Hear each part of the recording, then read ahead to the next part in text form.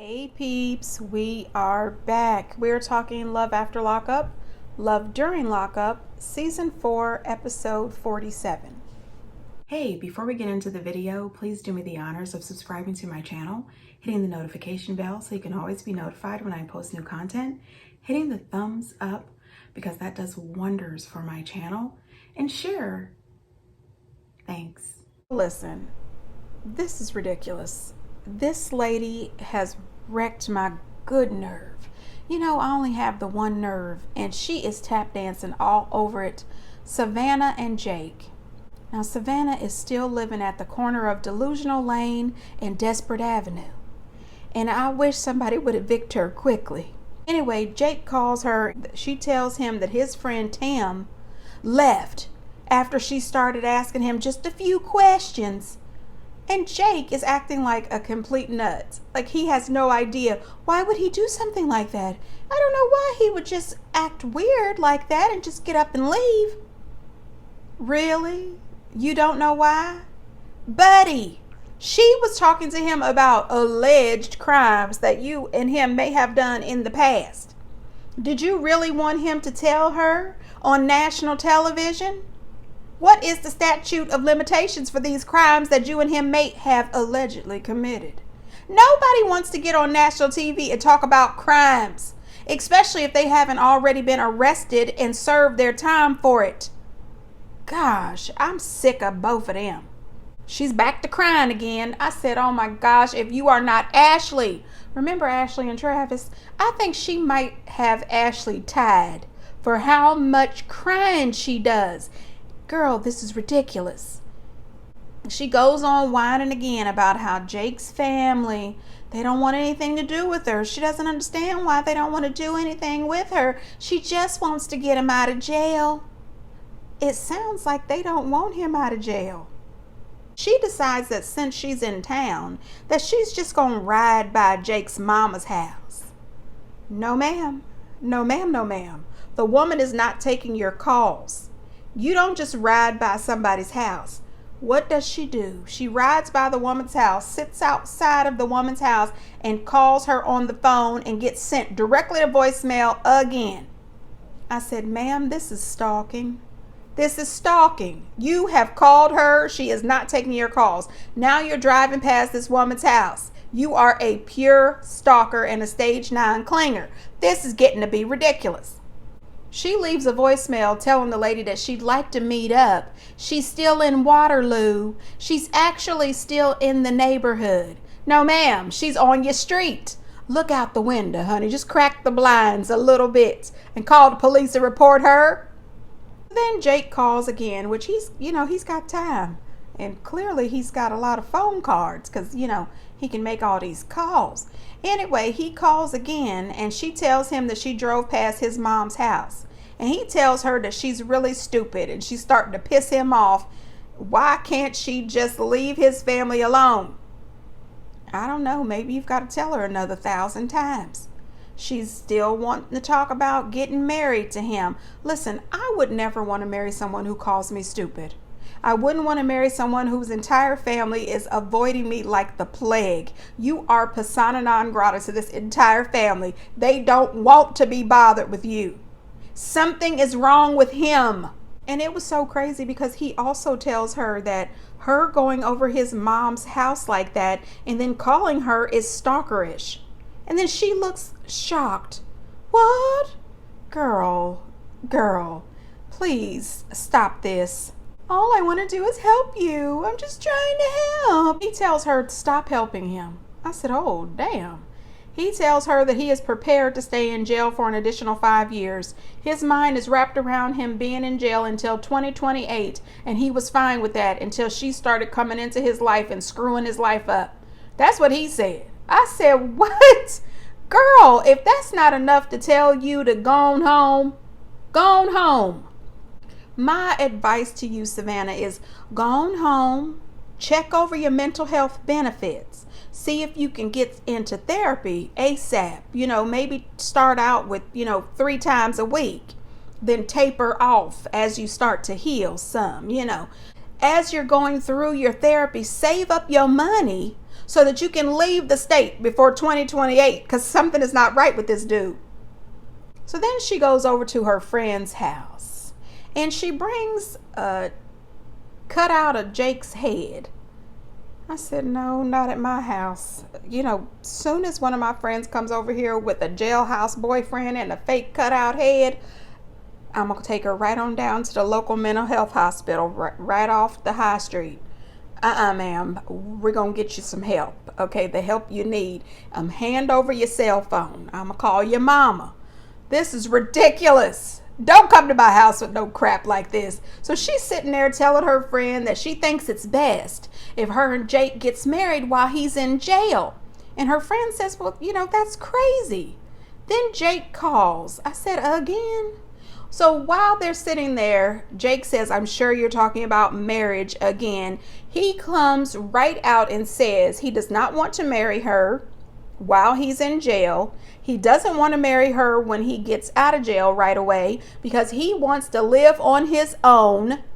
He wants to be stable on his own, and pretty much he wants to get out in these streets and sow his wild oats. He wants to physically get involved with some other ladies that is not her. Now listen, he's telling you the truth. You just don't have your ears turned on, okay? This boy went to jail right after high school. He wants to get out. He wants to get into the business, okay? Some other woman's business. Several women's business. Girl, you need to go on about your business. Savannah then says, well, he didn't say that he wanted to be with other people. He said he probably. Listen, girl, you heard what you want to hear. He has told you over and over and over again that he does not want to marry you. He's even willing to stay in jail an additional 5 years. You know, you're doing too much. And his mom doesn't want to be bothered with you because either one, she knows that something's not right with this boy, or two, she knows that something's not right with you. And, you know, since you're on this show, we all know that something's not right with you. I mean, right off the bat. And I can tell that he's not quite right either. In the end, Savannah, the only advice I have for you is let it go, ma'am. He is not really bothered with you, and his family doesn't want to be bothered with you either. All this trauma that you are living is self-inflicted. Go on about your business, girl. I'm tired of you. Jade and Chris. So Jade and her sister Jessica, who I think is really quite jealous of Jade's situation, in my opinion, is driving from Minnesota to South Dakota to see Chris in jail for the powwow. I personally think that Jessica should pipe down, stay the hell out of this. She's telling Jade, oh my goodness, it's just shocking to find out that your name is not on anything. He was so defensive about this for no reason. No, I think there's plenty of reasons. She says that she's been with him for what, 5 or 8 years? 5 or 8 years she has not had a job. She is still sleeping until noon, and she's living it up on TikTok as a content creator, the happy life of a woman whose husband is in prison. She also says that she knew that her name wasn't on anything. He told her that it would just be better when they got married if everything was in his name, but that he would still take care of her if they divorced. Girl, no. Most husbands don't want to take care of you after you've divorced. You know, you've moved on to somebody else. They have moved on. They're in a new relationship, and their new relationship definitely doesn't want them still taking care of your ass. No, ma'am. Now she says, I'm nervous. If it doesn't work out, he can just throw me out, kick me to the curb, and I'll be homeless. Well, I don't understand this. The whole time that you have been together, you turn this into a job online as a content creator. What are you doing with that money? Are you spending his money and your money? Clearly she doesn't have any shoebox money. She's not saving up any money. You are the same woman that said that you love him no matter what. You are clearly here for the money. You and your sister are definitely in it for the money. And I'm saying your sister is in it too because she has been reaping the benefits. She says that she would never wish being a prison wife on anybody because it's not that great. That's not what you say online. Online, you act like it's the best thing that has ever happened to you. he's got all this money and I'm getting all this stuff. No, ma'am, I'm not feeling sorry for you. I have no sympathy for you. You have plenty of opportunities. Get a job, save some money, move the hell out. No, ma'am, cry me a river. Jade is doing everything but seeking employment. And then her sister trying to help her come up with a plan on TV. So you can put some of Chris's money in a separate account that he doesn't know about. Or you could buy expensive stuff like purses and jewelry and then resell them.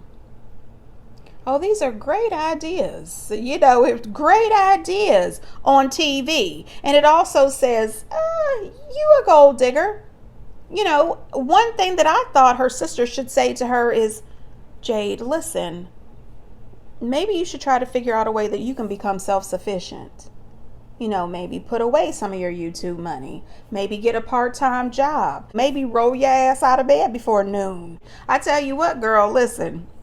You better try to have all the phone sex you can have. You better answer every phone call he's got and try to see if you can get a post numb, since you are not trying to get out and get your own. The end of all this, Jade is really making a mistake. She needs to learn how to be self-sufficient, because I don't think this relationship is going to work. I think he is absolutely going to leave her and she's not going to have anything. I think that him and his mom will fight her tooth and nail. I do think she'll leave with something because they are married, but it's not going to be everything that she thinks it's going to be. Leticia and Keith. Of course, she's talking about her husband. She's going to go tell her husband about his baby mamas. They don't believe that she's married to him. Oh my gosh. These people are plotting on me and my husband. I really wish she'd shut the hell up. Girl, get you some help. Do you even notice how uncomfortable your oldest daughter is? So she gets a call from her husband, and you could just tell that her daughter was not comfortable. She throws the younger daughter on the phone, and she seems to be okay with Keith because she's small. But her teenage daughter, you could tell that she was uncomfortable. She didn't want to be bothered with him. And it just seemed as if Leticia just didn't care. She was being selfish. And what pisses me off about this the most is that you really need to put your children first. Not some guy that you met in prison that you don't even know outside of prison. So she takes her daughters out and she asks her daughter, are you warming up to Keith? And she said no. And she says, well, he's my husband now. And it's been 3 years. He's coming home soon. Do you trust him? And she said, no, I don't even know him. And the truth is, Leticia, you don't even know him. She just reminds me of Ty. And then at some point she had some flowers that were delivered. Does anybody else think that she had those flowers delivered herself, that she paid for those?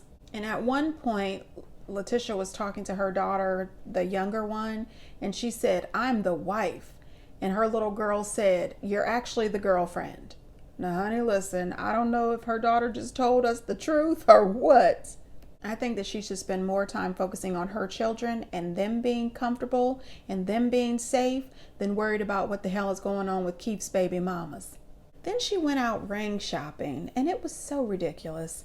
Oh, I don't want a $5,000 ring. He's not going to get me a cheap ring. The ring I originally wanted was $30,000, but we've settled on $10,000. And I said, well, where is Keith getting this money from? Because the last I checked, the feds don't allow you to keep the money when you are doing, pharmaceutical sales. They usually seize the funds. So I'm starting to wonder, Leticia, where you get this money? I just think that she is extremely selfish and insensitive when it comes to her older daughter. It's almost as if she's ignoring her. She's ignoring the signs. And I think that this is a problem. You cannot just bring this man into the home. You have got to care about your children. And, back to this ring situation. She was super excited about this ring. And then when she found out that it was $2,100, oh no, I can't have a cheap ring like that. Me and my husband want to stay around $10,000. Then she finds this ring that, oh, this is it. This is perfect. Oh, this is the one. Turns out it was $15,280 something. and she buys it anyway. And she says that she's using his card. Really? Okay, I don't know what the hell this is about, but ma'am, no. If that $2,100 ring really made you smile like that, then why didn't you just get that ring? You could have put the rest of that money towards something else. But no, she's got to have a status symbol. I don't know. This girl, sometimes I just don't think that she is all the way there in the head. I'm tired of her. Moving on. Renika and Asante. Now, honey, listen. Her and the tennis ball wig is on their way to pick him up. Okay, she has booked a hotel. She is going to stay overnight. Then she is going to get up at the butt crack of dawn, and she's going to head over there to the prison to get her man. Okay, she says that she has spent over $4,000 just to move down here to Atlanta. She has brought her kids down here, uprooted them from the family and friends, their high school, everything, which is just wrong. Anyway, she goes to try to call him on his contraband cell phone, and it said, the number you have dialed has been disconnected. That's what it said. I'm just saying. Oh my gosh. I laughed. Okay, I know I'm wrong. I laughed. I said, what is going on? So then she calls the jail, and the jail said, we don't have him on the list. I said, not Leticia. Leticia is out. Listen, Leticia is out and on the move. She says that Leticia has also given her a relative's phone number that's going to help him with the bail. Then she calls the sheriff's office, and the sheriff says they don't have him listed either. He's already been released. I said, now wait a minute, ma'am. Wait a minute. The cell phone is disconnected. The prison and the sheriff is saying that he was released yesterday. Now, wasn't that yesterday he was calling you, telling you that he was not going to be able to be released, but he needed an additional $3,000 for some charges? No, ma'am. No, ma'am. No, ma'am. Now, to make matters worse, she pulls over to a little rest stop, a little truck stop, and she calls the relative. No, ma'am. I don't know whose number that was, because the relative was not the relative. He said, I'm sorry, honey, but you've got the wrong number. I don't know who that is. He don't know Leticia. What does she do? She calls her sister. I said, the same sister that you talk shit to? The same sister that tried to give you advice? The same sister that tried to save you? Now she is your first call. The sister tells her, well, it looks like you got yourself a user. It sounds like you got yourself a user. And that's exactly what it sounds like. Now listen, I am pretty sure next week when the episode comes on, they're going to tell us that he got caught with his contraband phone, and they've had the phone disconnected somehow, and he's been released, but he's been transferred to this other prison where he has to do some time or something like that. But let's just say that he got out and he's doing his own thing. Listen, girl, you are in your late 30s or mid to late 30s. It's time to make sure that your brain is turned on and all the way up. Okay, this man is not for you. He's not for your children. Your children don't seem to want to be bothered. I also don't think it's a good idea for you to move this grown-ass man in your house with your daughters either, your teenage daughters. And then for her to tell her sister, well, it's stupid to turn around and go back home. I'm almost there. Okay, so you're not listening to your sister at all. Okay, why would you drive to the hotel, spend the night, and then do what in the morning? In my mind, I would get back in my car, carry myself back to Atlanta, pack up my children, and drive that thing all the way back to Kentucky. Turn it into the rent-a-car office and pay them whatever fees it is for using this car to drive from Atlanta to Kentucky. Go back to your mama's house. Go back around town and fill up your eyelash machines and check on your mental health benefits. That's what you need to do. Go on some damn where. Oh, and on top of that, find you a new hairstylist. That's all I'm going to say. Moving on. Brittany and KRock.